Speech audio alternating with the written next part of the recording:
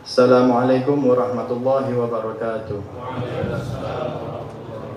Bismillahirrahmanirrahim. Alhamdulillahirrahmanirrahim. Wassalatu wassalamu ala asrafil anbiya wal mursalin Sayyidina wa habibina wa syafi'ina Rasulullah Muhammad bin Abdullah sallallahu alaihi wa alihi wasallam. Amma ba'd. Alhamdulillah, pertama-tama saya ucapkan jazakumullah khair, ahsanul jaza. Dan juga yang pertama-tama saya hormati kepada para habaib, para hadirin, wabil khusus sahibul majlis Al-Habib Salahuddin bin Al-Alkaf hafizallahu wa ra'ah, mata'anallahu bituli hayati syarifah. Alhamdulillah, dan juga kita bersyukur kepada Allah Subhanahu wa taala kita bisa berkumpul di tempat yang penuh barokah, dan juga di waktu yang penuh barokah, dan juga di tempat yang penuh barokah ini. Wa fi hadza usul jalsatul isnain. Ada sedikit Ana ingin menjelaskan sedikit masalah jalsatul isnain ya. Jalsatul isnain ini ada luar biasa. Karena yang kita sekarang lakukan di sini juga dilakukan seperti yang di Hadramut. Di Rubaiyat juga dibikin jalsatul isnain. Di Darul Mustafa pun daripada Habib Umar bin Hafid juga membikin daripada jalsatul isnain. Bahkan kalau tidak salah jalsatul isnain di Rubaiyat itu dari zamannya Habib Abdullah bin Umar Syatiri.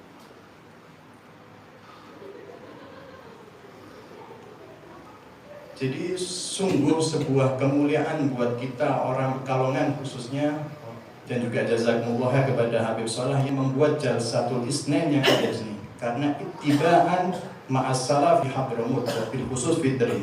Makanya sampai ada sebuah makalah, tasyabbahu in lam takun mithluhu fa inna tasyabbaha bil kirami falahu. Mudah-mudahan kita termasuk daripada orang-orang yang muflihin. Ya, maksudnya serupailah orang-orang yang kiram, yaitu orang-orang yang mulia. Karena sesungguhnya kita menyerupai daripada orang-orang yang mulia ini, insya Allah kita bakal menjadi orang yang muflih. Muflih itu maksudnya orang yang beruntung. Mudah-mudahan khusus adanya jalsatul isnain kita ini, kita bersyukur kita bisa hadir. Tapi khusus apalagi yang biasa istiqomah hadir sini, syukurlah kepada Allah atas daripada jalsatul isnain yang ada di Pekalongan khususnya. Dan juga insya Allah Al-Fakir akan membaca daripada tabarukan sedikit daripada kitab Nashahid Diniyah dari Imam Habib Abdullah bin Al-Haddad. Aslinya sudah pernah baca dulu sama para thalabah, cuma sempat berhenti sedikit lama gara-gara ada hal-hal yang biasa. Terus insya Allah lah, mumpung di momen yang pas ini di jalsatnya, insya Allah kita Al-Fakir ingin meneruskan daripada bacaan daripada kitab Nashahid Diniyah ini. Bismillahirrahmanirrahim. Radhiyallahu ankum sampai di yang kitabnya sama seperti Anas di dalam halaman 27 sampai di dalam pembahasan wala tazalu sa'ilan minallahi husnal khatimah. Imam Haddad melanjutkan daripada pembahasannya, yaitu senantiasalah hendaknya kita selalu meminta kepada Allah husnul khatimah, yaitu akhir dari hidup yang baik. Kenapa Imam Haddad menjelaskan di dalam nazar ini? Karena realitanya memang sekarang ini banyak orang ketika berdoa lupa meminta kepada Allah tentang hal ini. Rata-rata orang ketika berdoa kepada Allah mintanya rezeki. Tidak ada yang salah sebenarnya meminta rezeki itu. Cuma Imam Haddad menegaskan jangan sampai kita lupa ketika berdoa atau meminta kepada Allah, meminta husnul khotimah. Kenapa? Karena sesuatu ini belum terjamin. Adapun rezeki itu sudah dijamin oleh Allah. Makanya sebagian ulama mengatakan kita jangan takut atas sesuatu yang sudah terjamin, tapi risaukanlah atau khawatirkanlah sesuatu yang belum terjamin. Apa itu yang belum terjamin? Husnul khotimah.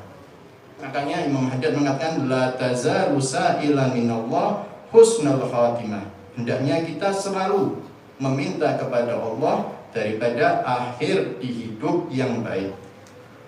Wa qad balaghana anna syaitan la'annahu Allah yaqul, dan telah sampai kepada kami bahwa sesungguhnya syaitan berkata, qasama dhahri alladhi yas'alullah ta'ala husnal khatimah. Patah punggungku, katanya syaitan, alladhi yas'alullah ta'ala husnal khatimah. ketika seorang manusia atau seorang hambanya Allah meminta daripada husnul khotimah, akhir hidup yang baik. Jadi ibaratnya ketika hambanya Allah atau salah satu daripada hambanya Allah berdoa meminta akhir yang baik, maka disitu syaitan putus asa, khawatir langsung, aduh ini kalau para hambanya Allah meminta husnul khotimah, falas kosama bari, istilahnya sudah putus harapan, tidak bisa lagi nih aku ganggu daripada hamba tersebut. Makanya jangan sampai lupa kita selesai daripada sholat hendaknya meminta daripada husnul khotimah. Maksudnya jangan hanya perkara duniawi ya, tapi juga kita harus meminta perkara yang urusannya daripada akhirat. Kemudian Imam Haddad menunjukkan, aqulu wa ma yu'jibu hadza bi'amali akhafu an ghadfatin. Aku takut apabila seorang membanggakan terhadap amalnya, akhafu an ghadfatin. Aku takut mereka malah dapat cobaan. Maksudnya ketika seseorang bisa melakukan amal soleh, beribadah kepada Allah, hati-hati. Di situ ada yang namanya penyakit hati, yang namanya ujub, bangga, atau kalau bahasa kitanya ini getun sama awake dhewe. Oh Masya Allah ya, aku ini sekarang sudah bisa sholat jamaah di masjid. Oh aku Masya Allah ya, sekarang aku rutin hadir majelis ini. Ada awal, kata Imam Haddad, kehancuran pada diri seseorang ketika yang selalu istiqomah ibadah adalah itu dimasukkan sama syaitan, yaitu adalah penyakit hati yang namanya ujub. Makanya Imam Haddad, aku bila mana seorang bangga atas terhadap amalnya, na'udzubillah annahu ghadfatin, takutnya bakal dapat bukan dapat malah dapat barokah atau pahala Allah, malah mendapat daripada cobaan gara-gara apa? Sifat ujubnya itu. Makanya Imam Haddad sangat mewanti-wanti kepada kita para muslimin ketika bisa bisa beramal soleh, seperti misalnya kayak tadi sholat berjamaah di masjid, jangan sampai membanggakan, tapi hendaknya disyukuri. Makanya Imam Haddad melanjutkan, wa aktsir minal hamdi wa syukri lillah ala ni'matil Islam. Dan hendaknya kita memperbanyak daripada mengucapkan syukur kepada Allah atas sebuah nikmat keislaman yang ada pada kita. Kita sampaikan syukur. Apa sih syukur itu? Imam Haddad mengatakan asyukru adalah dalam satu pendapatnya atau pengertian syukur menurut Imam Haddad adalah ma'rifatul abdi bima ja'a bihi minan ma'rifatul abdi bima bi anna jami'a bihi minan ni'ami wa ma alaihi bihim fi dhahirihi wa batinihi tafaddulan minhu subhanahu wa ta'ala wa amtinanan.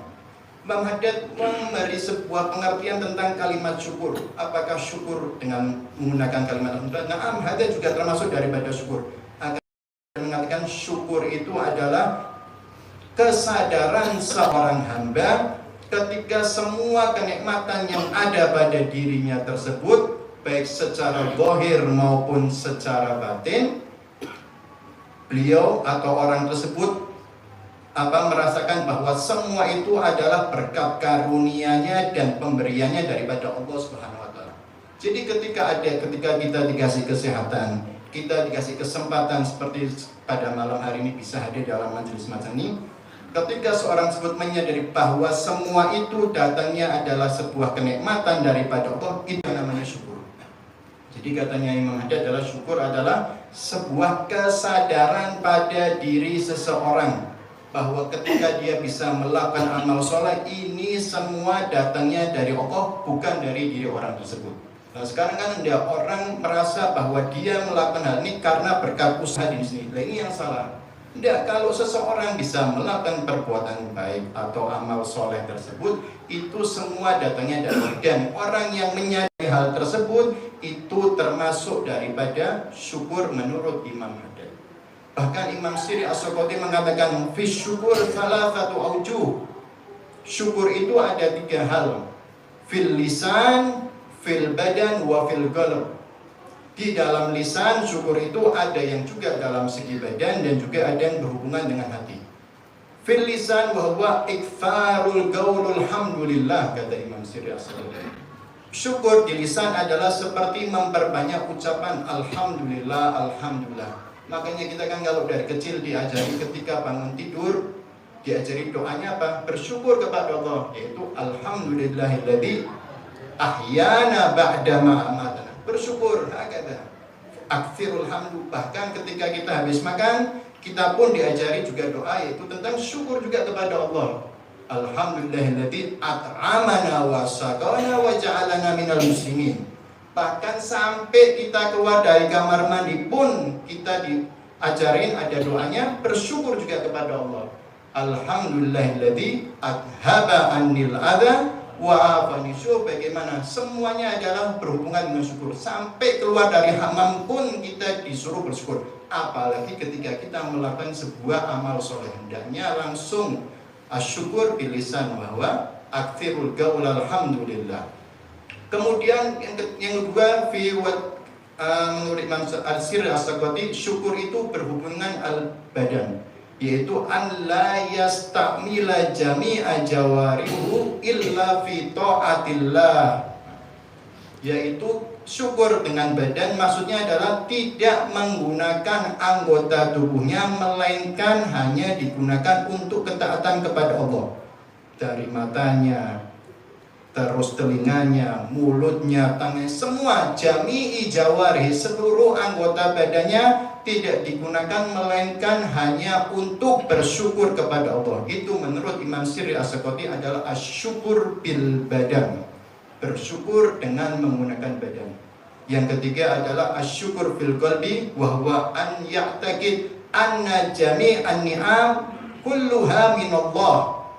Dia berkeyakinan bahwa seluruh kenikmatan-kenikmatan yang ada pada dirinya itu semuanya datangnya dari Allah. Ini yang menurut Imam Haddad seperti ini. Kesadaran akan seorang hamba menyadari bahwa seluruh kenikmatan yang melekat pada dirinya sawa'an zahir am batin wa huwa minallahi ta'ala tafaddulan minhu, yaitu sebuah karunia dan juga sebuah daripada hasil daripada amal baik tersebut.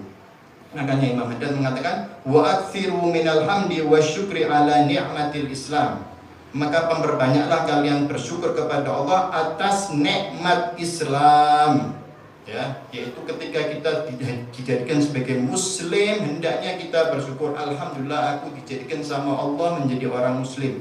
Alhamdulillah aku dijadikan sama Allah menjadi umatnya Rasulullah SAW tanpa kita minta. Hendaknya kita setiap sholat ataupun hendaknya setiap saat harus kita syukuri atas nikmat. Tapi realitanya banyak orang yang lupa atas kenikmatan tersebut. Nah, ini Imam Haddad selalu mengingatkan hal itu. Ini kenapa? Karena banyak yang lupa terhadap nikmat tersebut. Padahal adalah fa innaha a'dhamun ni'ami wa akbaruha. Bahwa sesungguhnya nikmat Islamnya adalah a'dhamun ni'am, paling agungnya nikmat, wa akbaruha, dan yang paling besar, paling agung. Kenapa kok dikatakan paling agung, paling agung? Fa innallah law a'ta dunya bihadza firiha abdan wa mana'ul Islam lakana dzalika wabalan alaih. Sesungguhnya Allah seandainya memberikan dunia wa bihadza firiha beserta seisinya kepada seorang hamba, wa mana'ul Islam, dan Allah tidak memberikan kenikmatan Islam pada dirinya. Jadi Allah memberikan dunia kullu, harta, jabatan, kedudukan, semua dikasih sama Allah kepada seorang hamba, tapi satu tok yang tidak dikasih, Islam, kata Imam Haddad. Lakana dzalika wabalan alaih. Sesungguhnya hal tersebut tidak kanggo semuanya, tidak ada apa istilahnya, tidak ada efek yang baik pada dirinya, wabalan alaih, bahkan malah menjadikan akibat yang buruk bagi orang tersebut. Semuanya dikasih sama Allah, illa Islam, maka semua kenikmatan itu bukan menjadi nikmat tapi menjadi akibat yang buruk. Kemudian walau a'tahul Islam wa mana'ah dunya lam yadurruhu dzalik. Seandainya Allah memberikan Islam kepada hamba tersebut, kenikmatan Islam ya, wa mana'ah dunya, dan Allah mencegah dunia daripadanya, lam yadurruhu dzalik, maka itu bukan sebuah hal yang membahayakan bagi orang tersebut. Islam dia dapat tapi dunia dia tidak dapat, tidak ada masalah, kata Imam Haddad. Ini berarti orang yang selamat. Li annal awal yamutu fayasiru ilan nar. Dikarenakan golongan yang pertama itu golongan orang yang dikasih dunia tapi Islam tidak dikasih, fayamut yasiru ila nar, maka dia meninggal dalam keadaan su'ul khatimah dan pasti bakal masuk kepada neraka. Waliyadu billahi min dzalik. Apa enaknya dapat dunia beserta seisinya tapi tidak dapat Islam? Waliyadu billahi min dzalik. Wa hadza fani yamutu fayasiru ila jannah. Sedangkan yang kedua yang tadi yang diberikan nikmat Islam tapi tidak diberikan nikmat dunia, ketika dia meninggal fayasiru ila jannah, maka dia akan dimasukkan ke dalam surganya Allah. Hakata, ya, sebuah kenikmatan Islam yang diberikan daripada Allah, hendaknya kita syukuri, kata Imam Haddad.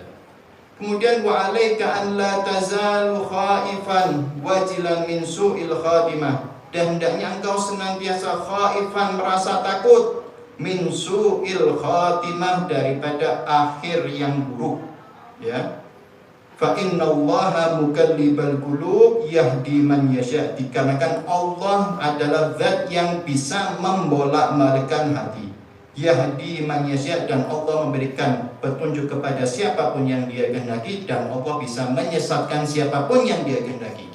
Makanya kita kan dianjurkan selalu doa, ya mukallibal qulub tsabbit qulubana ala dinik. Supaya apa? Supaya kadang imannya manusia itu kadang yazid wa yanqus. Terkadang ketika naik, kadang sedang turun. Lah makanya itu hendaknya selalu hati-hati daripada pengakhiran yang buruk. Supaya apa? Supaya Imam Haddad memberikan apa istilahnya, hal yang semacam ini, mengingatkan kita tentang hal semacam ini, supaya kembali lagi kita supaya tidak membanggakan amal soleh. Ketika orang sudah membanggakan amal soleh, oh alhamdulillah anak sudah biasa sholat jamaah, berarti anak aman daripada su'ul khotimah lain. Itu yang jadi masalah, kata Imam Haddad. Makanya jangan sampai, kata Imam Haddad, membanggakan daripada amal perbuatannya. Karena apa? Tidak ada yang tahu daripada akhir seorang. Bahkan saat disebutkan wafil hadis sahih, dan dalam hadis yang sahih, walladzi la ilaha illa ghairu inna ahadakum la ya'malu bi amali ahli jannah hatta ma yakunu bainahu wa bainaha illa dhira' fayasbiqu 'ala al-kitab fayamalu bi amali ahli nar fayadkhuluha. Dan demi Allah yang tidak ada Tuhan selainnya, sesungguhnya salah satu daripada kalian melakukan amal-amal perbuatannya orang ahli surga, hatta ma yakunu bainahu wa bainaha illa dhira', dan tidak ada cara antara orang tersebut dengan surga kecuali dhira'. Dhira' itu kurang lebih sekilap. Fayasbiqu 'ala kitab, akan tetapi yasbiq, mana yasbiq? Yasbiq ini mendahului ahlul kitab, alaihil kitab, yaitu daripada takdir tersebut. Fayamal bi amalina, dan orang tersebut melakukan perbuatannya ahli neraka, yaitu misalnya sebuah kemaksiatan, fayadkhuluha, maka dia masuk ke dalam neraka. Waliyadzubillah. Jadi seluruh amalnya yang dia perbuat, akan tapi ketika dalam akhir hidupnya dia melakukan perbuatan maksiat, maka seluruh amalnya tersebut tidak kanggu, malah orang tersebut masuknya ke neraka. Waliyadzubillah. Berarti menandakan apa? Jangan pernah merasa aman daripada melakukan amal soleh. Jangan. Ada nasihat daripada Imam Haddad kepada kita, jangan pernah merasa aman. Al-amnu min makrillah, katanya dalam masalah fi ma'asil qalb, merasa aman daripada murkanya Allah. Oh, anak sudah sholat jamaah, anak sudah biasa istiqomah sholat jamaah di masjid, oh, anak tidak bakal dapat murka di orang ini. Ketika orang sudah merasa macam itu, palah bakal jadi musibah besar bagi orang tersebut. Makanya hidup ini harus memiliki cara, dan caranya adalah al-ilmu. Makanya sampai dikatakan khairul mawahib al-aqlu wa syarrul masaid al-jahlu. Sebaik-baiknya anugerah yang Allah berikan kepada kita adalah ilmu. Maksudnya apa? Ilmu ini adalah solusi daripada seluruh masalah. Datangnya kita kepada acara yang semacam itu tujuannya adalah mendapatkan ilmu. Wa syarrul masaid al-jahlu, dan seburuk-buruknya musibah adalah kebodohan. Kebodohan yaitu ketidaktahuan akan sesuatu, itu adalah seburuk-buruknya musibah yang tertimpa pada diri seseorang. Bukan sakit, bukan hilangnya ada musibah yang golil, tapi syarrul masaib, musibah yang terbesar adalah kebodohan, yaitu ketidaktahuan seseorang daripada sesuatu. Misalnya seperti agama tidak tahu, waliyadzubillah min dzalik. Sampai dikatakan wa fil jahli qablal mauti mautun li ahli wa atsaduhum qablal kuburi kuburu. kebodohan itu bagi sang pemiliknya adalah ibarat kematian sebelum datangnya kematian secara hakiki. Wa'atsadhum, dan badannya atau anggota tubuh pada diri orang yang memiliki kebodohan tersebut adalah kubur, yaitu ibarat sebuah kuburan sebelum datangnya kuburan secara hakiki. Maksudnya apa? Orang tersebut tidak ganggu. Makanya kita mudah-mudahan kita bisa mendapatkan ilmu yang barokah daripada tempat ini. Amin ya rabbal alamin. Kemudian wa inna ahadakum la ya'malu bi ahmali ahli nar. Apabila salah satu dari kalian melakukan perbuatan ahli neraka, hatta ma yakunu bainahu wa bainaha illa dhira', sehingga antara jarak sama dia dengan neraka illa dhira', yaitu kurang lebih sehasta tadi atau sekilat. Fayasbiqu alail kitab, dan kemudian takdir mendahului orang tersebut, faya'mal bi amali ahlil jannah, kemudian dia melakukan perbuatan ahli surga, fayadkhuluha, maka orang tersebut masuk surga. Maksudnya adalah ketika orang ahli maksiat di tengah-tengah akhir hidupnya dia taubat, walaupun sampai dikatakan dalam riwayat hatta belum melakukan amal soleh pun, yang penting kalau dia sudah taubat daripada kemaksiatannya tersebut, ini orang kemudian meninggal, maka dia menjadi penduduk ahli surga. Subhanallah, lihat kesalahannya semua yang dia berbuat bertahun-tahun, ketika ini orang dalam akhir hidupnya bertobat, semuanya dimaafkan kepada Allah. Yang jadi masalah tadi golongan yang pertama tadi, orang yang biasa berbuat baik, ketika akhir hidupnya melakukan perbuatan buruk, dan disitulah datangnya ajal pada orang tersebut, tidak ganggu semua. Malah tajinya adalah fayat huluha ayat hulunar waliyatubillah min dzalik. Mudah-mudahan kita jadikan golongan orang-orang yang husnul khatimah dan dijauhkan daripada su'ul khatimah. Amin. Wa fi ghayati tahfif li ahli taqwa wal istiqamah. Dan juga di dalam kata Imam Haddad, di dalam hadis di sini adalah sangat ditakutkan bahwa orang-orang yang ahlu takwa dan orang-orang yang ahli istiqomah. Maksudnya orang-orang yang bertakwa, orang-orang yang istiqomah, ketika mendengar hadis ini takut yang luar biasa. Ghayatut tahfif, makna ghayatut tahfif itu puncak daripada ketakutan. Maksudnya ya Allah, aku ini walaupun biasa istiqomah ini, tapi aku takut bakal menjadi daripada akhir yang buruk. Wa fadlan an ahli tafrid wa tahlid, apalagi buat orang-orang yang biasa melakukan tafrid, dosa, wa tahlid, dan juga kejelekan. Lebih-lebih lagi harusnya orang-orang yang biasa berbuat dosa dan juga berbuat kejelekan harusnya lebih takut lagi mendengar hadis macam ini. Orang yang takwa dan orang yang ahli istiqomah aja begitu mendengar hadis ini kata Imam Haddad sangat takut, apalagi orang yang biasa melakukan dosa ataupun kesalahan. Wa kana ba'du salafus salih yaqul, dan sebagian daripada orang-orang salaf saleh mengatakan, wallahi ma amina ahadun ala dinihi an yuslaba illa sulib. Demi Allah, tidak apabila seseorang merasa aman, tidak tercabutnya keimanan pada dirinya, melainkan bakal dicabut keimanan tersebut. Maksudnya ketika seorang itu merasa, oh aku aman, aku ini orang ahli istiqomah, aku ini orang ahli bertakwa, imanku tidak bakal kenapa-napa, itu malah bakal dicabut sama Allah keimanan tersebut. Waliyadu billah min dzalik. Wa qad kana salafus salih rahmatullah alaihim fi ghayatil khauf min khatimatis su'. Bahkan sebagian daripada salafun salih yang Allah rahmati kepada mereka mengatakan fi ghayatil khauf min khatimatis su'. Mereka orang sangat takut daripada pengakhiran hidup yang buruk. Ma'as-salahi amalim, padahal orang-orang tersebut adalah salahi amalim, banyak melakukan perbuatan taat kepada Allah, wa qillati dzunubihim, dan juga mereka ini sedikit daripada dosanya, tapi merasa ketika tadi yaitu merasa takut kalau akhir hidupnya dijadikan daripada akhir yang buruk. Makanya Habib Umar bin Abdurrahman pernah mengatakan, ayyuhalatin halatin yuhibbu an ya'tiyal maut wa anta fihi falzamhu. Keadaan di mana engkau ingin meninggal dalam keadaan tersebut, maka hendaknya engkau lazimilah. Misalnya kita kepingin meninggal dalam keadaan sholat, atau misal dalam keadaan zikir, lazimilah, maka perbanyaklah zikir, jangan ditinggal. Tapi kebalikannya kata Umar, ayyuhalatin antakraha an ya'tiyal maut wa anta fiha fajtanibhu.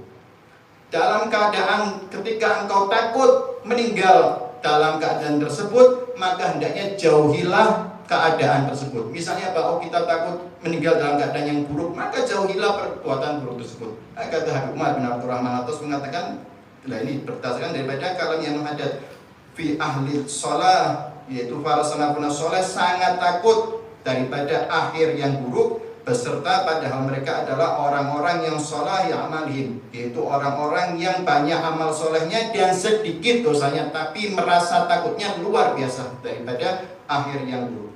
Hatta qala ba'duhum law uridha 'alail maut, sampai dikatakan sebagian orang mengatakan, seandainya aku disuruh milih meninggal dalam keadaan Islam di depan pintu kamar dan meninggal dalam keadaan syahid di depan pintu rumah, lahtaratul maut alal Islam ala babil hujrah, aku bakal milih meninggal dalam keadaan Islam di depan pintu kamarku daripada meninggal dalam keadaan syahid, mati syahid di depan pintu rumah. Kenapa? Li'anni la adri mal ladzi ya'ridu li qalbi fi ma bainal hujrah ila babidar. Dikarenakan aku enggak tahu antara pintu kamar sampai pintu rumah ini, aku bisa di tengah-tengah tersebut, jarak tersebut, aku enggak tahu bakal apa yang menimpa padaku. Maksudnya apa? Ditakutkan kalau dia memilih syahid, ketika dia dari pintu kamarnya mau ke pintu rumahnya, di sini dia malah melakukan sebuah perbuatan dosa, malah jadinya su'ul khotimah.